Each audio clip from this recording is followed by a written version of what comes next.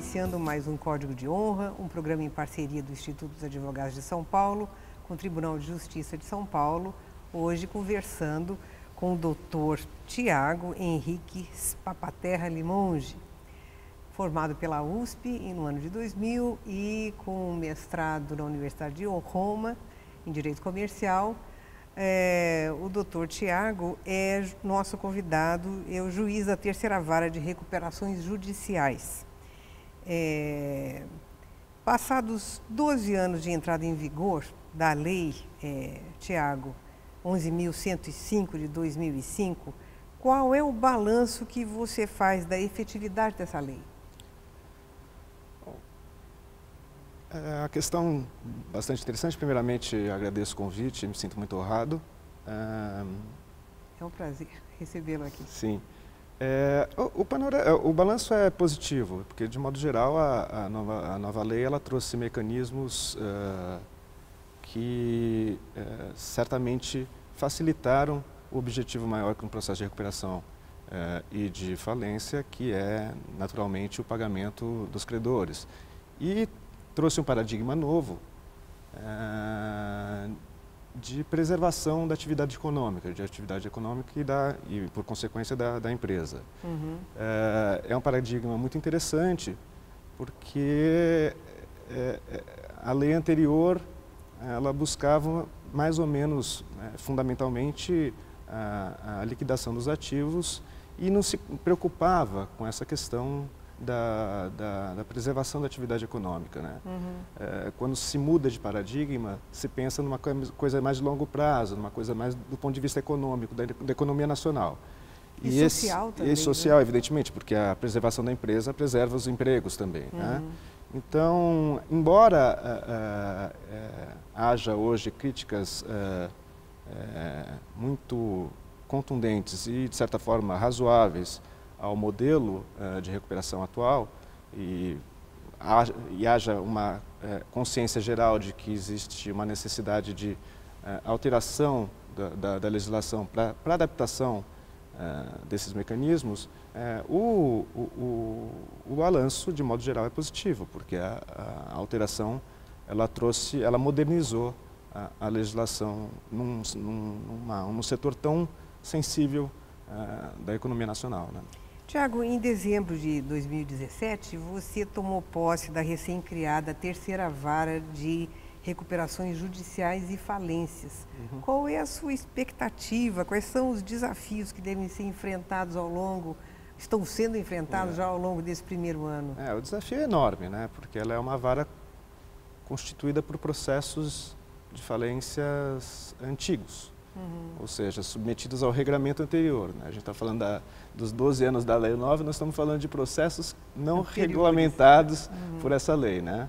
É um acervo gigantesco, cerca de 1.800 processos de falência, de processos que, infelizmente, por questões de estrutura das varas cíveis, eles foram negligenciados por alguns anos, por muitos anos. Uhum. E a razão da existência deles é justamente essa, porque eles foram negligenciados. Grande parte desse acervo já deveria ter sido terminado. Não deveria existir mais. Né? Então o desafio é justamente isso, é encerrar os processos de falência, quer dizer, cumprir a finalidade fundamental do Instituto, que é liquidação dos ativos e pagamento dos credores.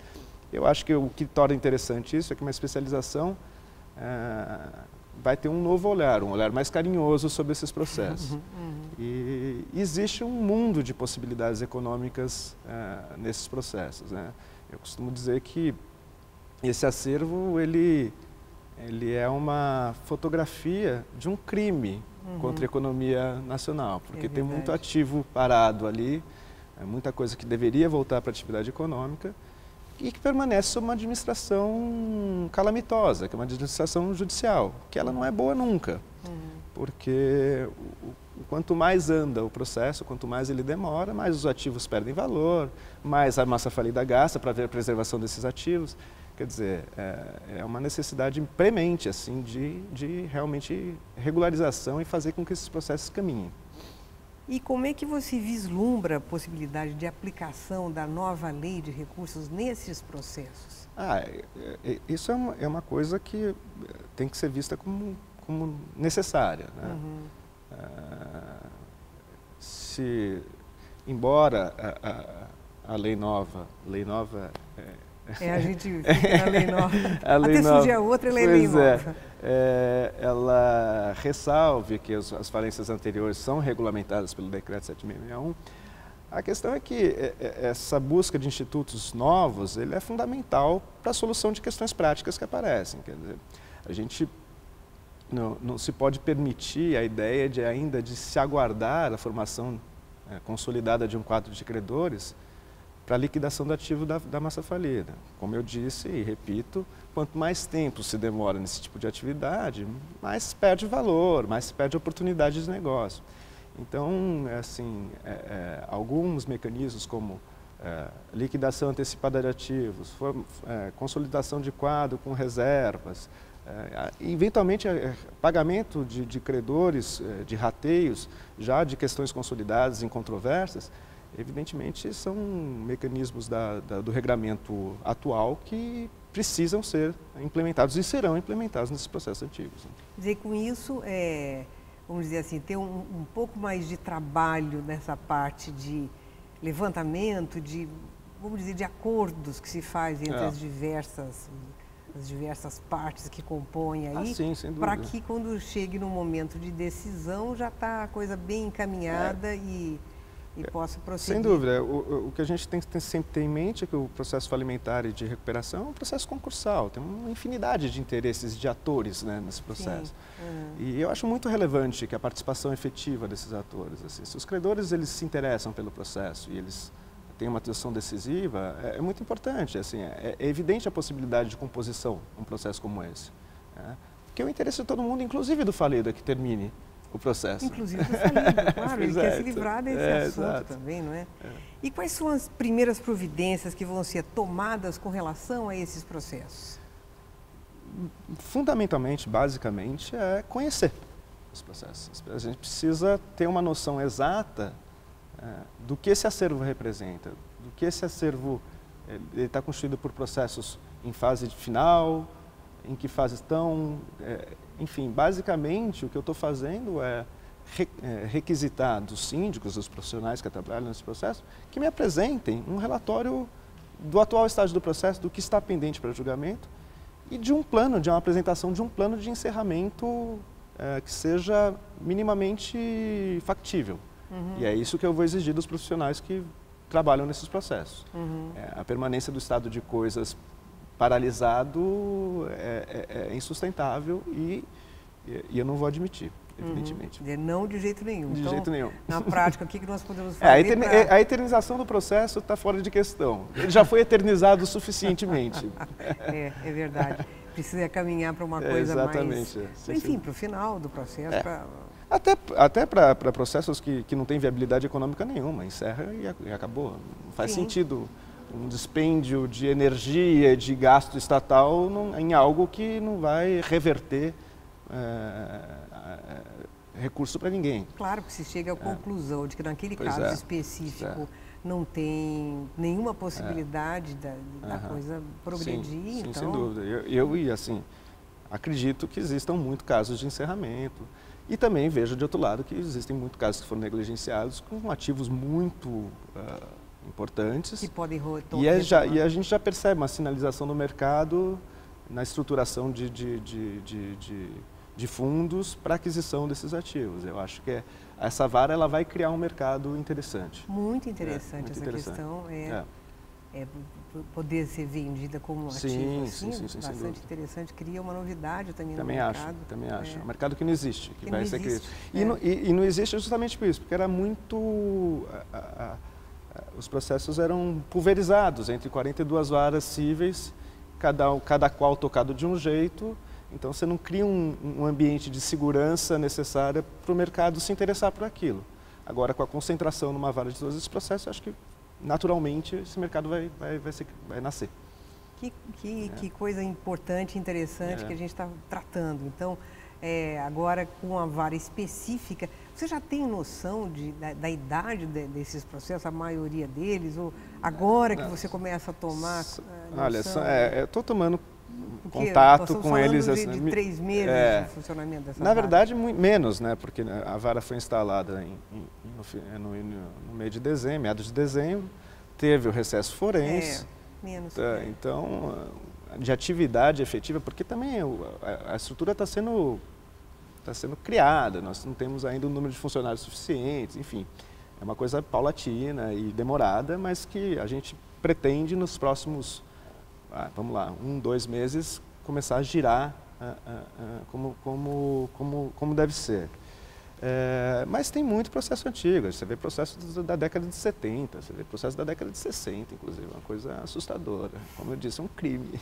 É verdade, processo da década de 60, 70, não dá nem. E tem os casos emblemáticos, nós estamos tratando de falência do mapping ainda, tratando de falência de Petroforte, coisa antiquíssima, né?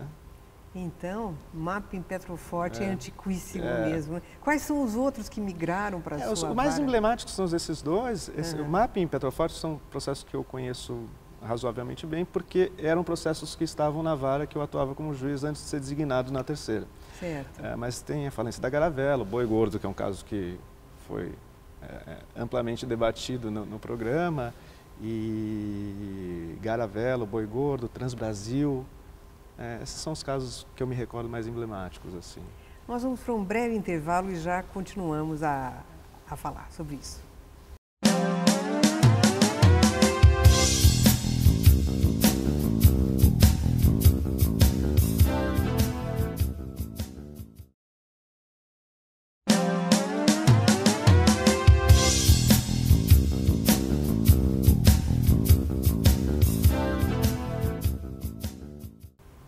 Voltamos com o Dr. Tiago, que é juiz da terceira vara de recuperações judiciais de falências, e nós estamos justamente falando dos grandes e antigos processos falimentares como mapping, Transbrasil, Petroforte e outros tais que precisariam agora retomar e ser resolvidos. E temos também a questão da Boi Gordo, que foi uma falência que acabou trazendo um grande diferencial pelo número de pessoas que ela atingiu, 30 mil credores, né? Você pode nos falar um pouquinho mais sobre essa questão agora específica do caso da massa falida da Fazendas Reunidas Boi Gordo S.A.? É um processo que é emblemático, né? Justamente pela magnitude, né? Pela complexidade, pela quantidade de atores envolvidos, a quantidade de credores e tal. É um processo que é um case de sucesso, seja pela aplicação de novos métodos na liquidação do ativo, seja pela convergência que houve entre credores, Ministério Público, síndico, um trabalho muito profissional e muito... eu diria que vai ficar marcado na nossa vida forense como um caso,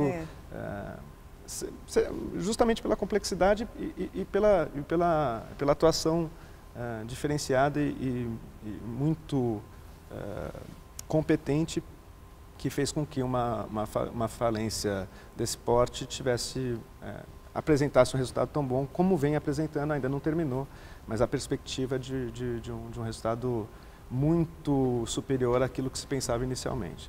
Eu não tenho nenhum mérito nesse caso, porque nunca trabalhei nele, então me sinto bem à vontade para falar a respeito. Né? Vai começar a trabalhar daqui a pouco. Vou começar a trabalhar agora. Mas realmente foi um processo, especialmente na identificação dos ativos, na valorização desses ativos e no jeito como eles foram apresentados ao mercado, como a preciosidade que eles são.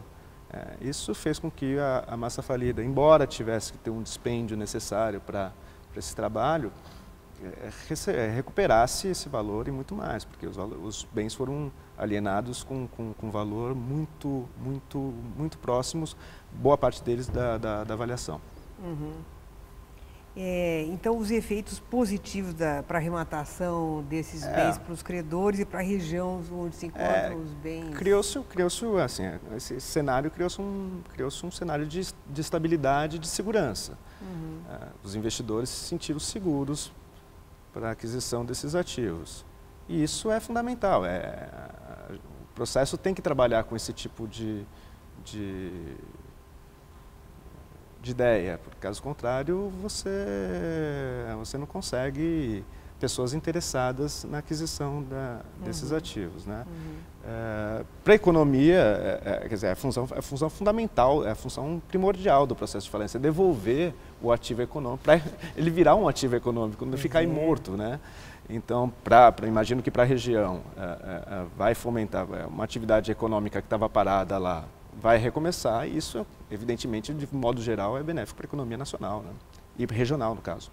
Percebe-se, então, que houve uma sinergia muito grande entre as partes todas envolvidas nesse caso. Sim. Você acha que esse é o caminho para a resolução das antigas falências que estão aí abarrotando a sua vara e tomando sua...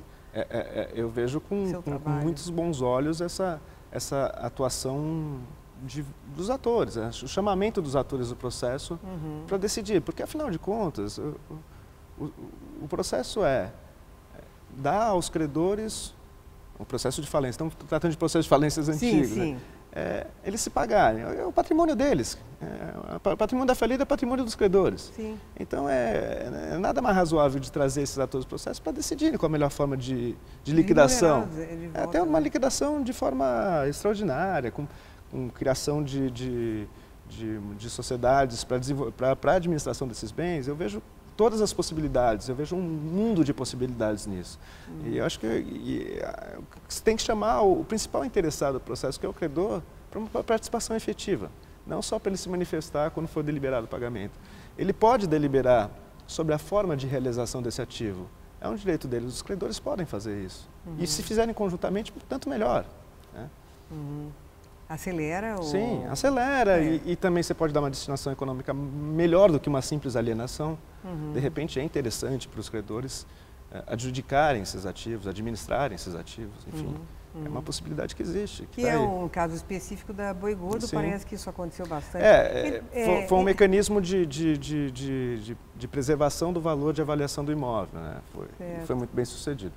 E como é que você vê, no caso específico da Boi Gordo, ao longo de 2018, o que deve acontecer aí para... Nós temos uma perspectiva bem factível de novos ativos, de regularização de novas propriedades rurais de valor econômico vultoso. E a ideia é de, nesse ano, ainda conseguir fazer alienações dessas propriedades que vão reverter recursos para pagamento de parte substancial dos créditos ainda pendentes de pagamento. Então, a gente tem uma perspectiva, eu não quero me adiantar muito nisso, claro. Até porque, por dever de ofício, não devo fazê-lo, mas a perspectiva é bem interessante, assim, e eu acho que o mercado, de modo geral, já sabe disso. E qual a sua opinião sobre eventual utilização do Instituto de Mediação em plano de recuperação judicial? É uma possibilidade? Como eu estava falando, né? Eu acho que qualquer ideia de solução do problema de uma falência, de uma recuperação, sem atuação decisiva de credores, ela é falha. O credor é o maior interessado. Então, a mediação... O mediador vai exercer um papel cada vez mais importante. Eu também vejo a possibilidade de solução extrajudicial de problemas como esse. Eu não acho que está totalmente fora. Acho que existem casos até de sucesso a esse respeito. A mediação, como qualquer processo que envolve litígio, ela é uma técnica que não pode ser descartada jamais. Né? Pelo contrário, né? Ela se utiliza nos países desenvolvidos, aí, Estados Unidos e tal. A gente copia bastante o modelo americano, né? Copia naquilo que funciona. E deve copiar mesmo. Deve copiar, é verdade. A gente tem que copiar as coisas que dão certo. Sem né? dúvida. E esse é um caso específico de mediação que funciona muito bem, funciona né? Assim. Dentro mesmo da vara, uma coisa... Claro. Também é função do juízo isso, também né? é função do juízo, sim. Sem dúvida. O juízo funcionando como bom mediador, Sim, claro, melhor ainda. Claro. E cada vez mais percebemos que tem algumas decisões de recuperações judiciais que têm escutado questões econômicas. Uma vez que seus efeitos se projetam para toda a comunidade, qual é a sua opinião sobre isso? Não, assim, eu acho que uma coisa não está separada da outra. A decisão qualquer decisão num processo falimentar ou de recuperação é uma decisão com conteúdo econômico. Uhum. E aí, até por isso, acho que vai uma crítica ao ensino jurídico brasileiro. Assim, de modo geral, a gente negligenciou essa parte. Nossos profissionais não são formados com esse Law and Economics, que eu acho que é fundamental. Uhum. Não se tem uma visão econômica do direito. Assim, o Brasil ainda, no ensino jurídico, não viu a importância disso. Talvez agora a criação, eu acho que talvez a Faculdade Getúlio Vargas ela tenha vindo pegando esse vácuo, né, de ensinamento, que eu acho que é importante. Para o profissional que trabalha nessa área, se não tiver uma visão econômica do direito, ele simplesmente não vai saber atuar. Então, eu acho que é fundamental mesmo. Acho que esse conhecimento que nos falta, de maneira geral, e que nós estamos buscando com intercâmbio, especialmente com os Estados Unidos, é fundamental para a resolução desse tipo de conflito. Uhum. Tiago, nós estamos nos encaminhando para a finalização do programa e nós temos muitos estudantes que assistem. Você falou essa questão da importância dessa visão econômica e social e citou especificamente a Faculdade Getúlio Vargas. Fica aqui, então, uma observação importante de alguém que está diretamente envolvido e chamando a atenção das outras faculdades de Direito para que também coloquem na sua grade curricular essa questão que é muito importante e que a gente acabou importando, vamos dizer, do direito americano, é isso? Sim, sem dúvida. Eu acho que é muito importante. Eu sinto pelo curso jurídico que fiz. E é uma coisa que não me foi apresentada da forma que eu acho que poderia ser feita, né? Uhum. A gente sabe da complexidade do ensino jurídico, são várias matérias, ele não se resume a campo econômico, mas eu acho que o ensino jurídico brasileiro ainda não atende essa parte muito importante do mundo jurídico, né?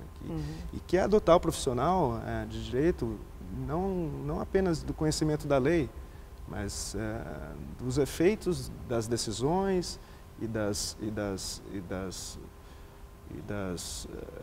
estratégias no campo econômico. Eu acho que é fundamental isso ter como premissa, especialmente para aquele profissional que quer se dedicar ao direito comercial, né, à parte empresarial.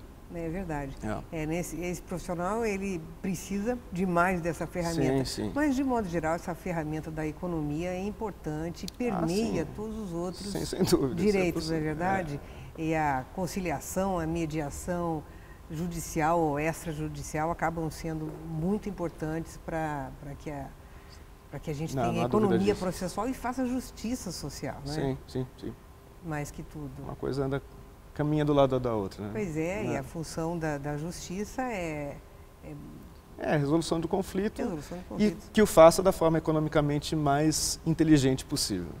Tiago, uma última pergunta para a gente poder encerrar o programa. Você é um juiz jovem, que acabou de tomar posse de uma vara nova, recém-criada, e a gente sabe que o estudante de Direito, uma das carreiras que ele mais almeja é justamente a de ser juiz.